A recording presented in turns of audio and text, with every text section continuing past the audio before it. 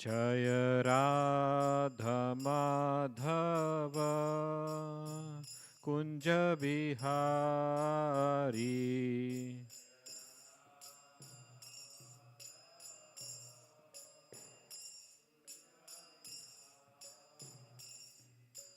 गोपी जन वल्लभ गिरिवरधारी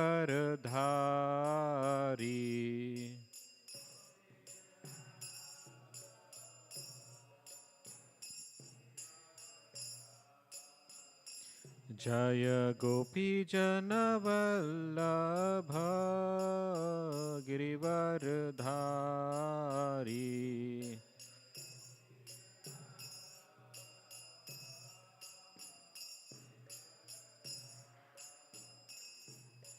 यशोदानंदन ब्रज जन रंजना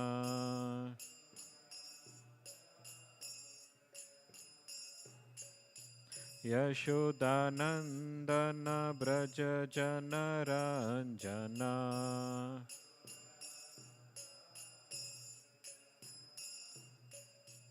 यशोदानंदन ब्रज जन रंजना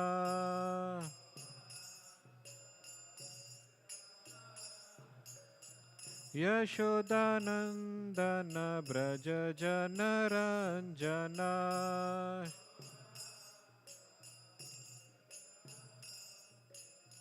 यमुना तीरा वनचारी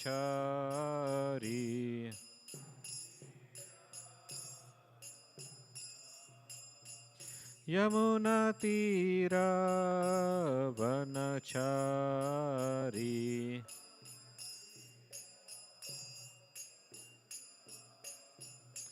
जय राधा माधव कुंज बिहारी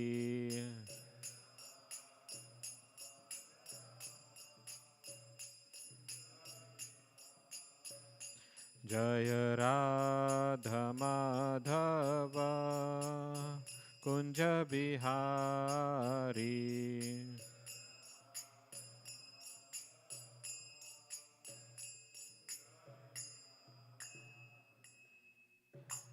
श्री हरिनाम संकीर्तन की जय। अनंत कोटि वैष्णव वृंद की जय। शिल प्रभुपाद की जय। ओम नमो भगवते वासुदेवाय।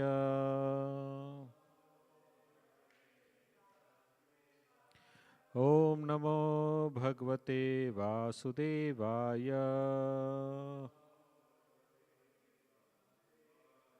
ओम नमो भगवते वासुदेवाय।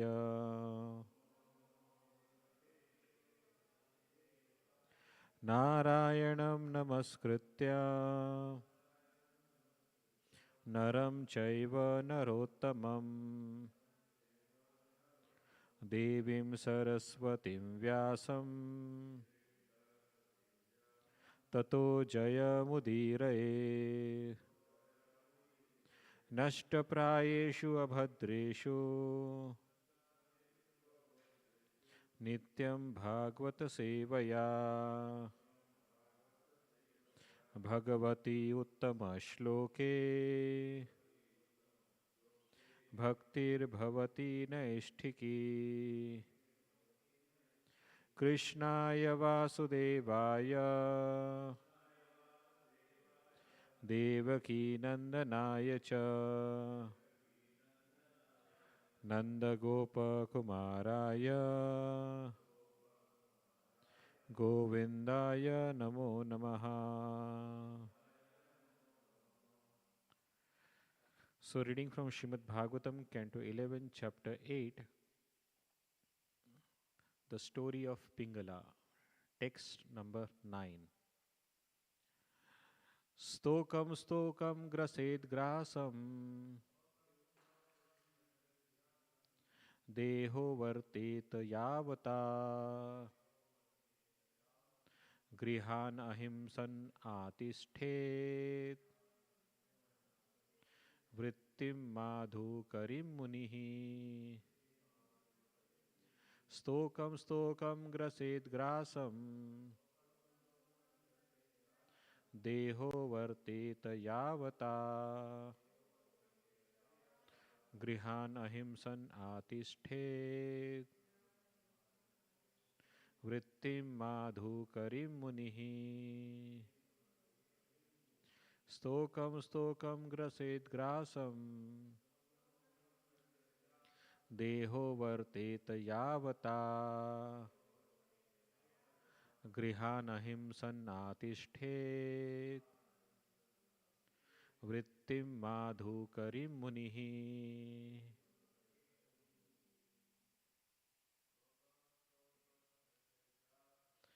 स्तोकं स्तोकं ग्रसेत् ग्रासं देहो वर्तेत यावता गृहान् अहिंसन् आतिष्ठेत् वृत्तिं माधुकरीं मुनिः.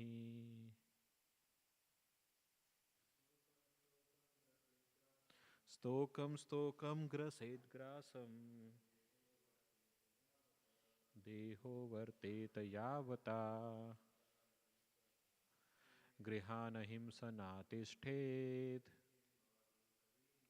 वृत्तिं माधुकरीं मुनिः.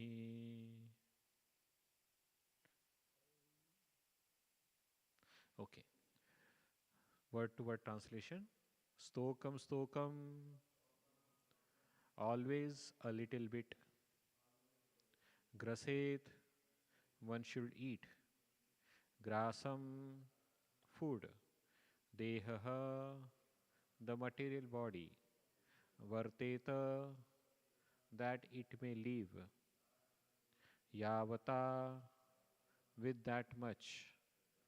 Grihan, the householders.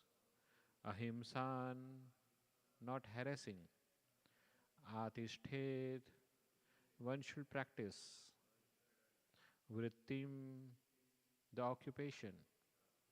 Madhukarim, of the honeybee. Munihi, a saintly person. Translation and purport by the disciples of His Divine Grace A.C. Bhaktivedanta Swami Srila Prabhupada. Srila Prabhupada ki jai. Translation. A saintly person should accept only enough food to keep his body and soul together. He should go from door to door accepting just a little bit of food from each family. Thus, he should practice the occupation of the honeybee. Purport. Sometimes a honeybee is attracted by the extraordinary aroma of a particular lotus flower and lingers there, neglecting his usual activity of flying from flower to flower. Unfortunately, at sunset, the lotus flower closes, and thus the infatuated honeybee is trapped.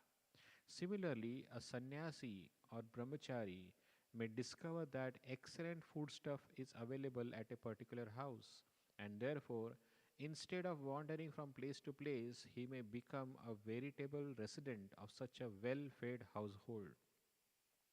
Thus, he will become bewildered by the illusion of family life and fall down from the platform of renunciation.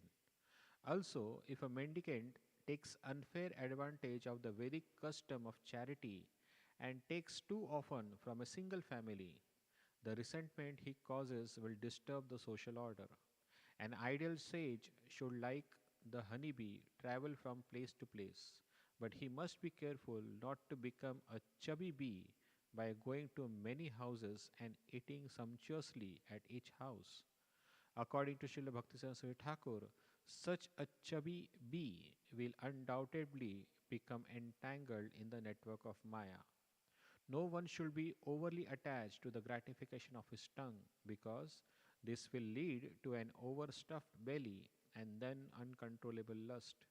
In conclusion, one should not endeavor very much for material sense gratification, but should instead endeavor strenuously to spread the glories of the Supreme Lord Krishna. This is the proper use of human energy.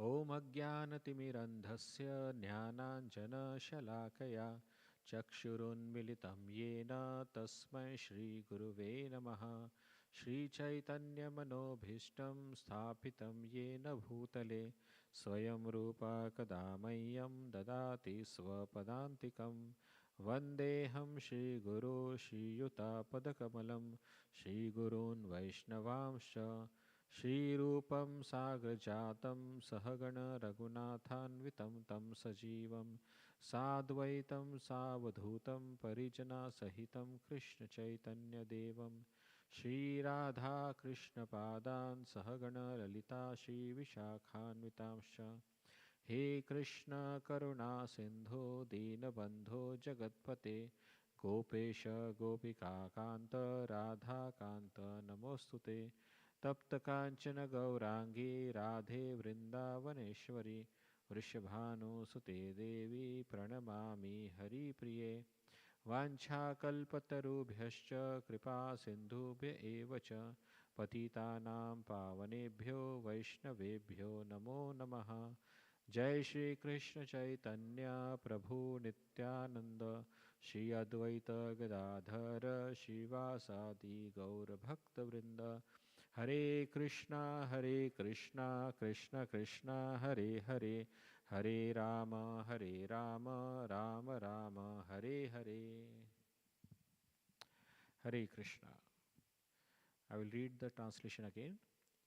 A saintly person should accept only enough food to keep his body and soul together. He should go from door to door, accepting just a little bit of food from each family. Thus, he should practice the occupation of the honey bee. So, today we are discussing on this wonderful topic of Avduta Brahmana's Guru. And today the instruction is on observing the honey bee as a Guru. So, what we can learn from a honey bee, that is the main substance of today's verse. So today we will explore what is Madhukari Vritti and what does it mean stokam stokam, little by little. And also what is the enjoyment, the hidden dangers of enjoyment of and sense gratification. All these principles which we are going to understand today. So the very important part is that Madhukari Vritti, as the verse says, that Vrittim Madhukari Munihi. The verse mention that just like a honey bee moves from flower to flower, taking only as much as required, it doesn't remain attached to one flower. Rather, it takes little by little from each and every flower, and accordingly, it satisfies its needs. So, similarly, a renunciate, a person who is in a renounce order or in a life of detachment, such a person should follow the principle of Madhukari Vritti. Now, why this principle of Madhukari Vritti has been explained here? Because, as we understand, the whole episode of these 24 gurus sprung up from the discussion between Krishna and Uddhava on following the principle of detachment, especially those who are very much attached to their material life. And in that context, Lord Krishna speak about Yadu Maharaj and Avduta Brahmana. And even Yadu Maharaj also asks, how is it possible to develop this kind of detachment as you, O Avdut Brahmana, you are exhibiting? So Avduta Brahmana speak about the 24 gurus, what he have learned from about detachment. So here the process, the mention of honeybee is given in a context of moderating our needs rather than enjoying our desires. So a person who is desiring to get detached from the material sense enjoyment, he cannot do it all of a sudden. It is not possible. Also in Bhagavad Gita, chapter 6, Lord Krishna says, Yuktahara viharasya. That means a yogi is supposed to be moderate in its eating and sleeping habits and recreation habits also. It is not that, even Krishna says in Gita, if somebody eats too much or if somebody eats very less, if somebody sleeps too much, if somebody sleeps very less, he cannot become a yogi. So, what does it mean? Lord Krishna is trying to say one has to develop a principle of moderation in his life. If somebody becomes extreme, if somebody goes to an extreme condition that I don't want anything, I will not eat this wonderful prasadam. It is so, just like sometimes people say, oh, it has lot of oil, it has have lot of ghee, it has very rich foods are available, so I will not take. Certainly, one should moderate itself rather than pouncing upon the wonderful Mahaprasad. But at the same time, if one uh, if one neglects to honor Mahaprasad, that is also not beneficial for his spiritual life. It is seen that there are two categories of devotees we see generally. Some devotees who, in the name of taking prasadam, indulges into sense gratification. And there are some other devotees who, in the name of being austere, they reject prasadam. In both the cases, such a devotee cannot sustain for long. The reason is that to consider prasad as a matter of sense enjoyment and to consider prasad as uh, as a, as a principle of detachment, both are disastrous to our spiritual life.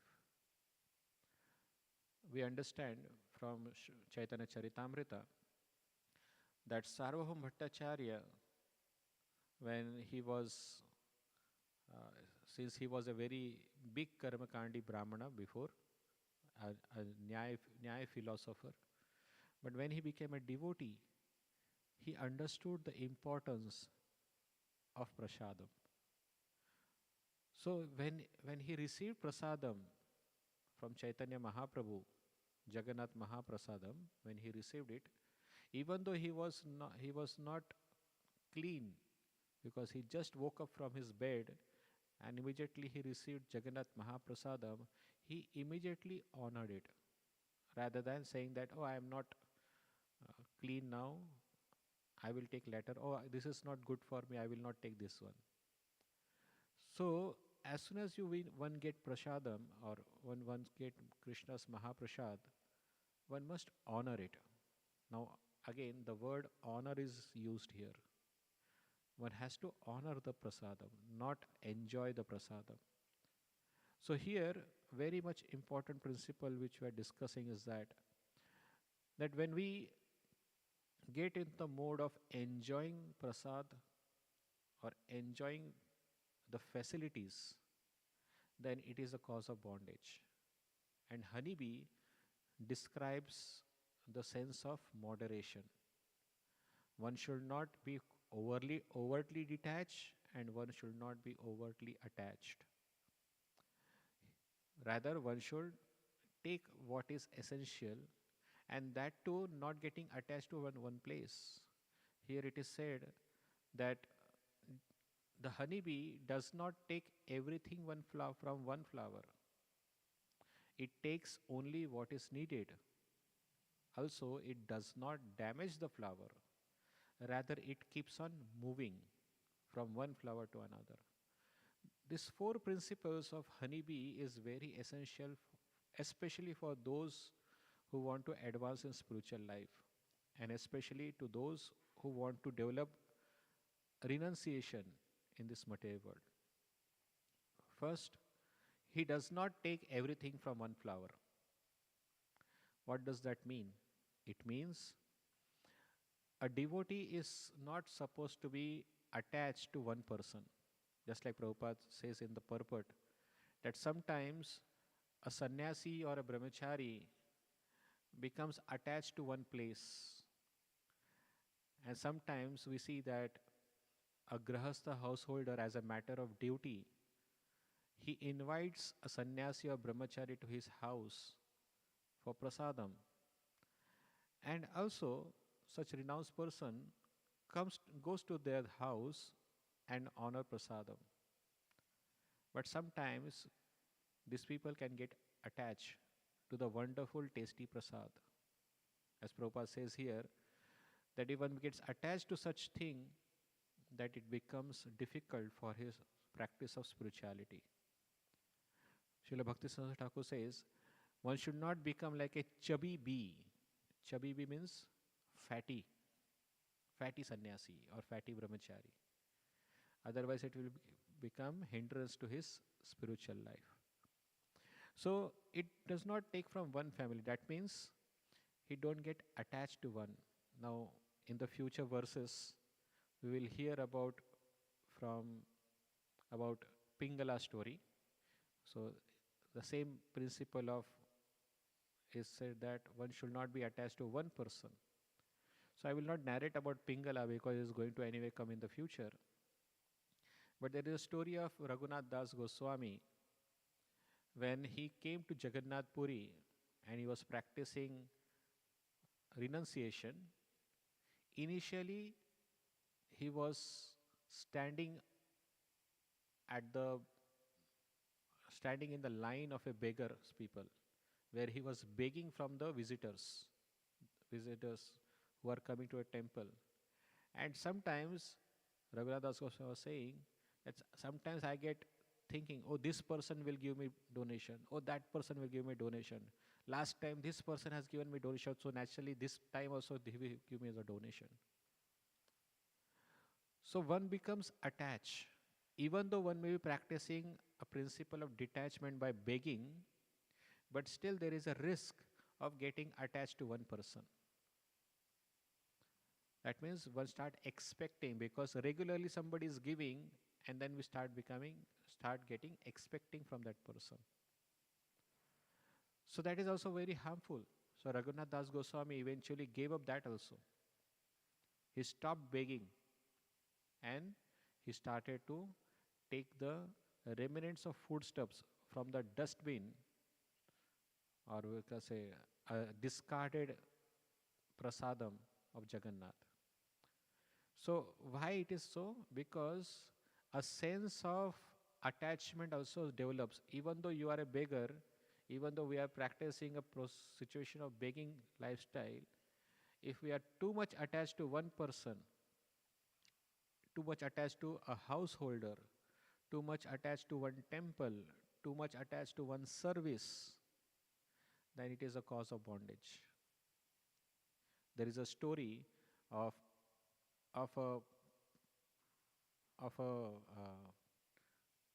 an aborigine wanting to catch a monkey in forest the forest dwelling people. How they catch monkeys? It has been explained that they they, they get a pot with a very narrow opening. The opening of the pot is so narrow that only your hand can go inside. Only the hand of monkey can go inside in order to. And in that pot at the bottom, the hunter puts many fruits. And the monkey sees that a hunter is putting many fruits in that pot which has a very narrow opening. So monkey gets attracted. But he waits till the hunter goes away. And hunter also wants that a monkey should see that he is putting fruits in that pot. So after some time, hunter goes away, and this monkey, anticipating to get food from that pot, he puts his hand in the pot. But since the opening is very narrow, when he catch the fruit, his feast become expanded. So he cannot remove his hand from the pot. It gets stuck in that pot. So all this thing is being observed by the hunter behind the bush. And when he sees that a monkey is got trapped, because since monkey became very much attached to that fruits, he doesn't want to give up that fruits. But the best way to escape from that situation is that he just give up that fruits, and immediately his hand will be free. But since the monkey has become attached to the fruits in that pot, he gets caught by the hunter. Similarly, if a sannyasi or a brahmachari or a renunciate for that matter, not only that, Prabhupada says even a householder person, if he gets very much attached to the comforts, to the facilities of the situation where he's staying, it is just like a monkey getting attached to the fruits. So Prabhupada is saying that one should move from one place to another. He should not be attached at one place. So there can be many things getting attached to a place, a temple, the services, uh, the or the philosophy also for that matter. So one should not be attached to his own thought process again. Why? Because our thought process may be wrong also. So one should not be attached to our own thought process. Rather, one should be get connected to the process of devotion service through parampara. That is what is expected from a renounced person. So that is what a honeybee or madhukari principle says. The other thing the honeybee says, the honeybees we can learn is that it does not damage the flower from which the honeybee is receiving the nectar. Sometimes we see there are some renounced order people ask for donation from the grahasthas. But it happens so that only that one grahastha is targeted many times. So eventually even that grahastha becomes frustrated and says that why you are always asking from me? Last month also I gave donation. This month you are asking for donation. So eventually the same person, if we ask again and again for donation or some benefits, not only donation but for any benefits, if we ask from same person again and again, then eventually that person will get irritated. So a renounced order person should behave like a honeybee. Take only as much as needed and not and make sure not destroying the flower itself. So not ask a grahastha person to give his whole salary and then uh, make his life miserable. No. So that is the another principle which we understand from honeybee. And it is said that he remains unattached at the same time. The honeybee remains unattached. Now Srila Prabhupada says, what happens if honeybee becomes attached to one flower? What happens? Prabhupada says in the purport that sometimes a honeybee becomes too much attached to only one flower because that flower has a beautiful nectar. And the honeybee doesn't realizes that it is a time to get sunset now. And the flower its petal will get close after some time. And the honeybee becomes trapped in that flower, not realizing that trap will become his death noose. Similarly, a sadhu, a sannyasi, or a renounced order person, if he becomes too much attached to only one place, that's why a sannyasi is supposed to move from one place to another rather than getting attached to one place. We have seen many times a brahmachari becomes too much attached to one place and he stays in that temple for a long time. Why? Because not only for the services, but it becomes the comfort zone for that person. And because of that comfort zone, he is ready to he tolerates many insults, he tolerates many unwanted harsh words from the people. Why? Because he understands that this is a place where I am getting all the enjoyment from. He becomes so much attached to the comfort zone of that place. So he's not ready to leave that place. Whereas it is said that a sannyasi, a renunciate person, is supposed to move from one temple to another temple. And that's why this practice is very much essential. In the time of Srila Bhakti Siddhanta Thakur, he made this principle in his Gaudiya Matha that he will not allow a renounced order person to stay in one temple for a long time, not even allowed to remain a temple president for a long time. Why? Because as soon as one gets the post, as soon as one gets the comfort zone of that place, one start becoming corrupt at that place. So Chanakya Pandit also says that in terms of managing an institute or certain things, even a government official is not supposed to stay at one place for long, otherwise corruption starts. Why? Because it is quite natural that one has that post and one can utilize that post for his own needs. So that's why Srila Bhakti Thakur also never allowed any of his renounced disciples to stay at one place for a long time. He always used to make sure that his disciples move from one place to another place for some time. And in that way, one remains always detached. Even I know that in the place from where I am coming, the Radha Gopinath temple, it has multiple presidents. The reason of having multiple presidents is that a president does not become attached to his post then, because he knows after 4 months I will not be president. Some other person will become president. So in that way, a person becomes detached and just perform its duty because he knows I will not be here for long. So let me serve as much as required. So that is what is important, that one doesn't, just like honeybee, if he remains detached, the honeybee will be safe. But as soon as the honeybee becomes attached to one place, the death is sure. Now here the death of a renounced person is he falls down from his position as a renounced person. He starts getting attached, and we have seen many people like that.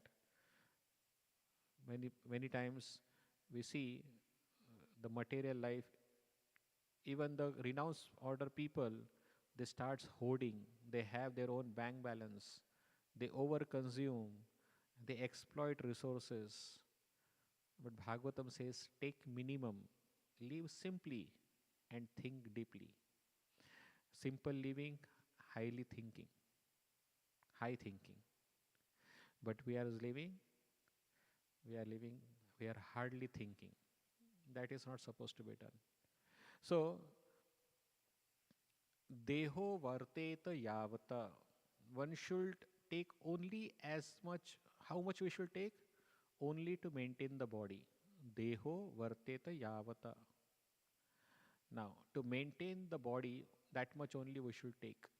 Now you will say, or one will ask, this instruction is not for grahastha, this instruction is only for brahmachari or sannyasi. No, this instruction is for everyone who is aspiring to become detached from material life. So it is not that only sadhus, only sannyasis are aspiring to become detached.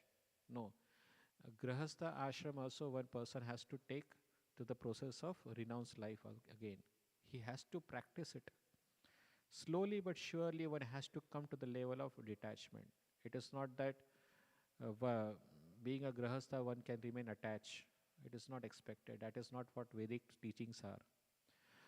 But slowly we understand when one becomes attached. What it becomes attached to, it gets attached to pleasure, it gets attached to eatings. Srila Prabhupada said once why a person gets married many times. Prabhupada said once, otherwise there is no need, only for two things, for for his tongue and for genitals, only two things. If a person can able to tolerate these two urges, urges of your tongue and urges of the genitals, then there is no need to marry. But because it is not possible, that's why the Shastras speak about moderate sense enjoyment. So that's how we have to understand that this only to maintain the body one has to work, because Krishna also says that we cannot give up everything. At least to maintain the body one has to work. So eating for pleasure, eating for enjoyment, eating for social status is not good for bhakti. So we should eat only to maintain the body, because this body is an instrument for bhakti. If the body is not used for bhakti, then there is no point in eating also. One should give up that too. So sometimes there is a argument between devotees. It happens that, or should we cook wonderful prasad, or should we cook moderate prasad? What kind of prasads we should make? Should we make it very rich, or should we make it very simple? Of course, because we are offering the food to the Lord, one should always offer it as a rich prasad, because we worship Radha Krishna in the mood of a Vaikuntha Bhava. So naturally, one should offer the best quality prasad available. But that doesn't mean that the ashram residents or the devotees may use it as their own sense gratification. No. One should try and must observe how much they should eat. So that's why a principle is given. Once I was hearing in one of the brahmachari class, it was said that the temple have a Raj Bhoga plate. And many times we see the ashram devotees are very much fond of stealing Mahaprasadam, especially Rajbhoga Mahaprasadam from the from the kitchen. But it is not expected, because this kind of attitude is very dangerous for the ashram residents. So what has been decided? So the temple authority decided whatever Rajbhog Mahaprasadam is there, it will be distributed at the time of Rajbhoga Arti. Whoever is coming for Rajbhoga Arti, it will be distributed to them. And no brahmacharis are allowed to take Rajbhoga Prasadam. So there is no question of Rajbhoga Prasadam available for ashram residents. Why? The reason is simple, because the ashram residents or brahmacharis are supposed to follow the principle of detachment, not even having a sense of enjoyment even in the name of Mahaprasadam. It is not expected. So that is how one has to try to follow the process of detachment. Now here, some more important points are there. Srila Prabhupada says, or Srila Bhakti Saraswati Thakur says, that attachment to taste is the problem. Attachment to the taste is the problem. When we honor Mahaprasadam, when we honor Prasad, most of the times we are attached to the taste. Or today's Karela Sabji, I don't like. Today's Okra Sabji, I don't like. Or today dal is very pale, I don't like. Or today's rice is very sticky, I don't like. As soon as we start saying prasadam with a term of likes and dislike, immediately it becomes an offense toward prasadam. And that's why we see the devotees goes through health issues. Because it is said that if somebody eats Lord's Mahaprasad, one gets free from karmic reaction. But then how is it a person gets karmically infected by eating prasadam? Because the consciousness is wrong. When somebody's consciousness while eating prasadam is that, oh, I like this or I don't like this, immediately the effect of prasadam, the consciousness of honoring prasadam gets spoiled. And, and that's how the Mahaprasad becomes normal food. So this normal food, when we eat, naturally it will affect us, our body. But if somebody is taking nice care, or if somebody is honoring food, honoring prasadam, thinking it to be prasad, and not judging whether I like this or like that, then naturally the prasadam will have its own effect. It will destroy all the karmic reaction, even the karmic reaction of eating rich food, that is also will be destroyed. The best way of honoring prasadam is that, or the best way of seeing at the food is that one should be very happy to see the food or Mahaprasadam. And one should not criticize, one should not think that this is not good, this is not better. Oh, it is too oily, oh, it is too fatty, oh, it has so much, or it is dry, or it is cold, or it is very hot, or it is very spicy. No, that that is not the attitude of seeing at the prasadam.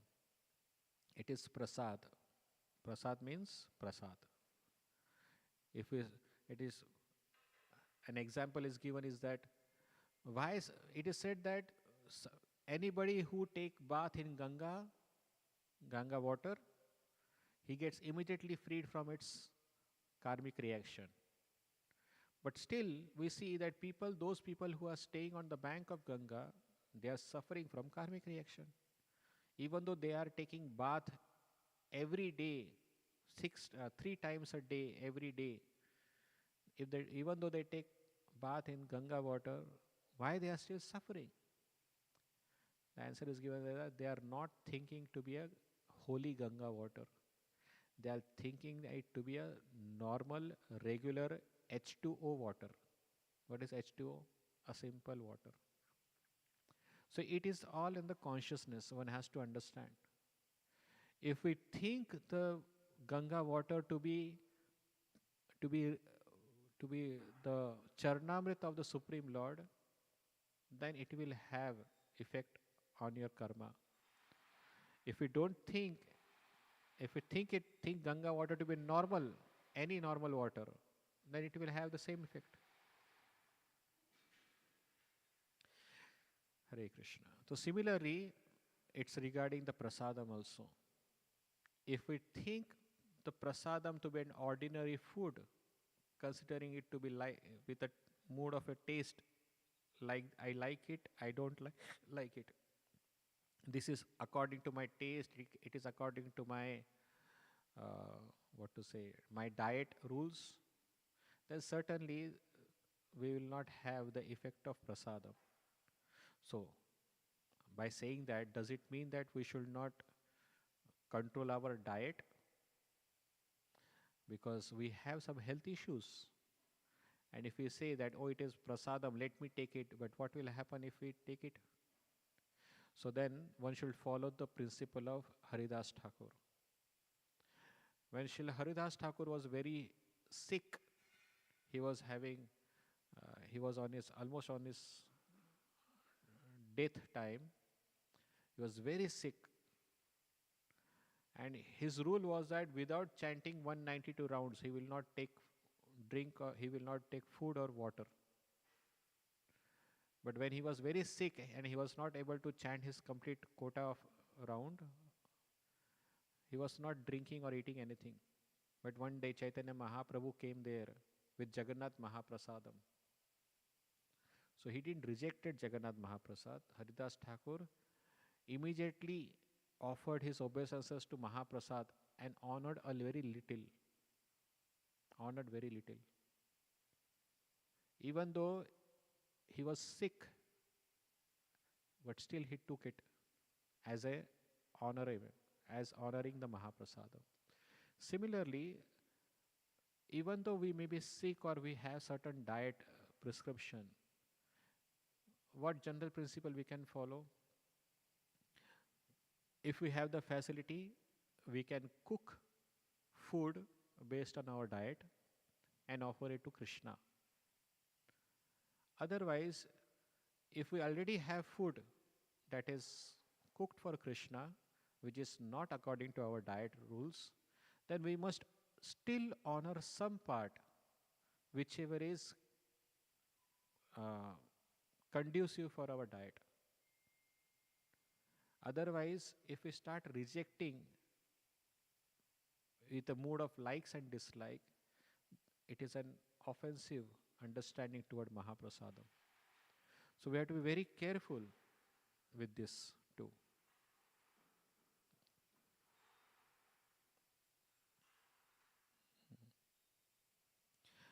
Yes. So, so this is what we have understood. So, what is the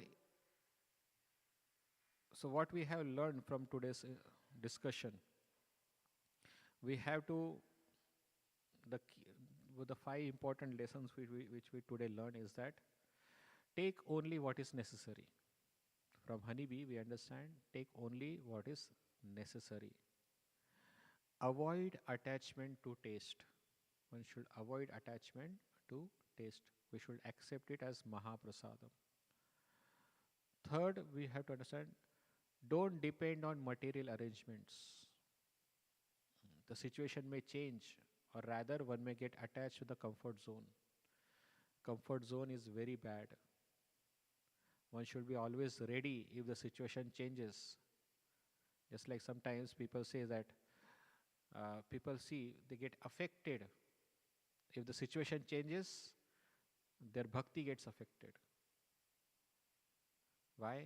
Because they have become too much attached to their comfort zones that as soon as it gets disturbed, even their bhakti gets disturbed. I remember uh, while going for a yatra, in that yatra, a couple have booked a very costly staying arrangement in a hotel. And I was there, I was arranging for accommodation facility. So I was taking care of that place for any issues related to accommodation.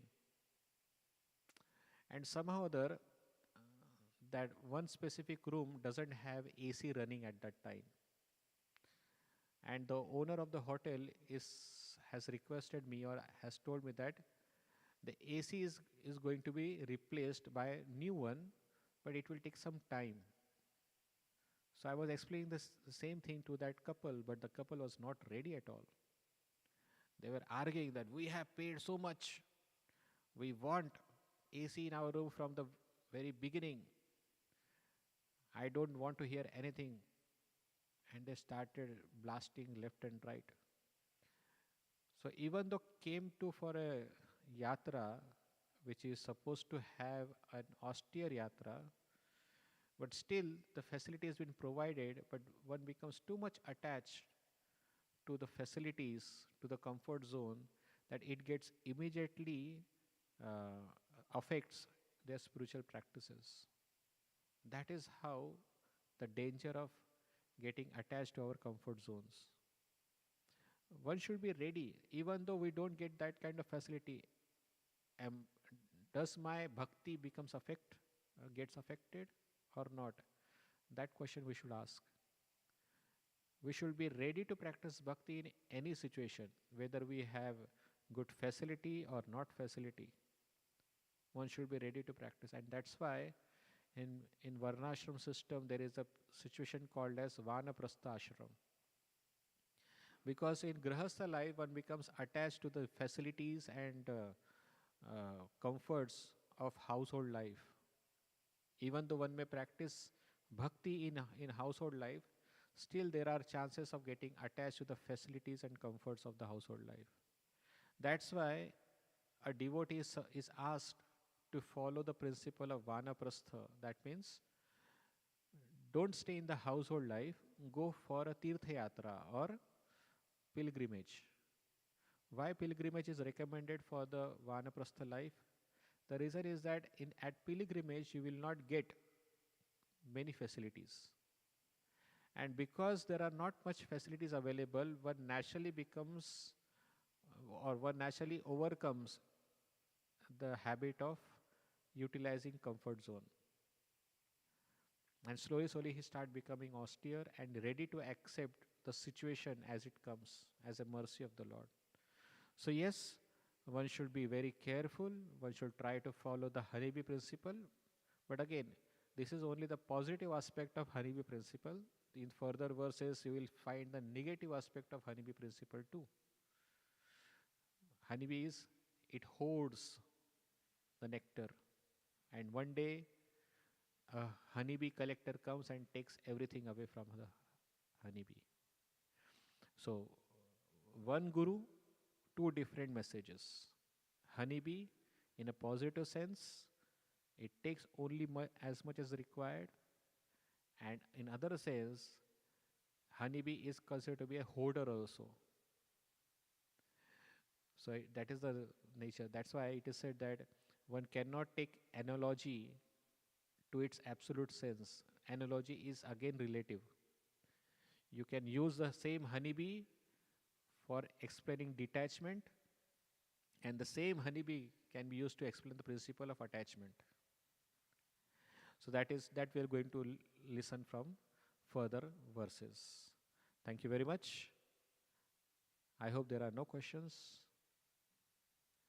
Yes, there are no questions. Oh, questions are there? Certainly it is not a question, it will be a comment. I remember reading, never be detached from doing your service. Yes. And then I was reading Giri Raj Swami's book about Build Me a Temple in Juhu. And I didn't read the whole book, I just read parts of it, but I remember when it was taking place and the devotees went through so much austerity, and then the government officials tried to destroy it, and there was all this fighting going on, but finally it was established. So the devotees were attached to the temple, right? Because they were trying to fulfill Prabhupada's desire to expand. So what do you think about that, Prabhu? Thank you, Prabhu, for the question, but I don't think they were attached to the temple, because the attachment means they will become too so attached that they don't want to leave the temple if required. They will stay in the temple. But here, as I understand, they were attached to building the temple for Srila Prabhupada. So they were not attached. They were attached to the services. They were attached to Prabhupada. They were not attached to the temple per se, that they will stay there. They will not leave the place. Attachment temple, I understand, is that one becomes too much attached to the facilities and the comforts of the temple that a person doesn't want to leave the place. That I understand with the attachment of the temple. Am I correct, Prabhu? Well, I mean, he's encouraging to develop, to expand. But then if they become detached from their service, then they'll just leave. No. Attachment to the service is also not required. As you have said, today the Guru Maharaj says, you perform this service. So I am attached to performing that service. But tomorrow my Guru Maharaj will say, no Prabhu, now go there and perform that service. Then we should be ready to that also. Then that is not attachment, that is detachment, because we are not attached to the service per se, but we are attached to what Guru Maharaj instructs us to do. I see that. But if you don't become, so you establish something and then somebody you leave, and then it just falls apart. Just like I've seen temples were started, like in Cleveland, there was 2 temples there and they're no longer there. And so so much effort's put into establishing something, and then it's forgotten. You know what I'm saying? No, that is wrong. Actually, that is wrong. how the situation goes is that when we have to hand over to somebody.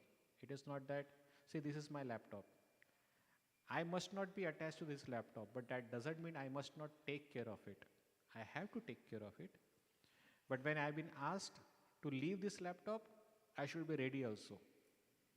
But I should not say, oh, I don't like this laptop, let me give it up. No.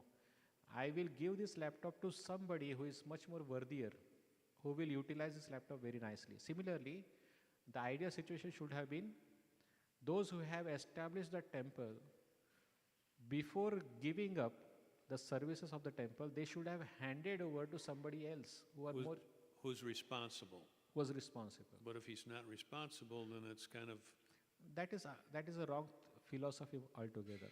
I know, yeah. Yeah, so we are not speaking on that. We are speaking on getting detached from being situated at one place. If you are asked to move somewhere else, we should be ready, rather than by saying that no, I am comfortable here, I will stay here and I will serve here only. I remember one person gave Srila Prabhupada a watch, and then he just immediately gave it to somebody else. And he says, I have no time to possess this. That is detachment. So, yeah. Anyways, thank you. Hare Krishna. One question. You have? Just Yes, Prabhu. clarification.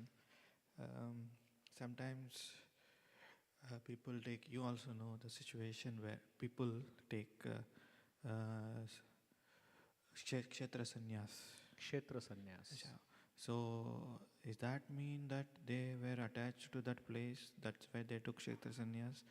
Or does that mean that spiritual master told? Or how do they understand? Like, there's a particular devotee, I will name after that class. So, he took a kshetra sannyas and is never wanting to leave. So, how do you understand that? I'm not judging him, but at the same time, how do you understand in your context? He took kshetra sannyas for many years and he did not move. See, I know one disciple of Srila Bhakti Sir Thakur. He stayed at one place lifelong, serving the same temple for lifelong. Why? Because his Guru Maharaj has ordered it to stay at this temple and continuously serve, don't leave the place. So that kind of Kshetra Sannyas, if ordered by Guru Maharaj himself, is recommended. But if I myself say, I will take Kshetra Sannyas of Chicago temple. Why? I would like to have Kshetra because it is such a wonderful, opulent temple. So that is not recommended. It is not expected also. This whatever the sannyas or see, sannyas itself means purpose of sannyas is to preach and serve, and that principle is given by Guru Maharaj. If Guru Maharaj wants us to stay, we should stay. If Guru Maharaj wants us to leave, we should leave. So again, sannyas, even a sannyas of our own desires has to be, we have to give up the desire also. So that is what sannyas means. So I understand from your kshetra sannyas, like even Gadadhar Pandit took a kshetra sannyas. But they were taking kshetra sannyas for serving the Lord, not for their own personal enjoyment. If that is there, then it's okay. But even Gadadhar Pandit wanted to give up that kshetra sannyas because he wanted to be with Mahaprabhu. So previously I understand kshetra sannyas is there for taking care of the deities, that's all. And as a matter of service, not as a matter of enjoyment. But it is quite natural that one become attached. So that's why it is recommended to move from one place to another. That is always recommended. Yeah, the point which I am trying to understand is that, see, like spiritual master telling to stay here or move, that's a different thing. But now in our organization, people take whimsically and due to they may justify that, this is mature decision. Mature decision, like which I took sometimes, like mature decision in a mature way. I'm taking decision that I will take success sannyas. So yeah, that's was wondering. And second thing is the services attached. Like we see that Chaitanya Mahaprabhu, when he asked Haridas Thakur the same thing which he quoted, like he was actually Chaitanya Mahaprabhu asking, now you have chanted enough rounds, now please give up. Even Krishna himself is saying that don't chant or don't. But Haridas Thakur said that no, please, you can ask anything except giving up chanting. So how do we see that? You are asking for a exceptional thing. Exceptional, correct. See, two things: sannyas, taking sannyas, and chanting holy name. Even if Krishna himself comes and tell you stop chanting, you should not chant. Stop. If God himself comes and say, don't take to the life of spirituality, we should not obey. Should not do it. Only these two things. Otherwise, everything we should be followed.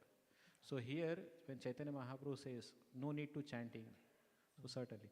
But if other things were there, certainly he should have followed. Yes. But these are the two exception things. Chanting Harinam and taking to or dedicating oneself fully Fully. to devotional service. Oh, these two things are always exception. Even if God himself comes and says, stop it, then one should not do that. I just want to clarify. Thank you. Yes, Prabhu. Thank you. Hare Krishna. Shri Prabhupada ki jai. Jai. Srimad Bhagavat Mahapuran ki jai. Hari Bol.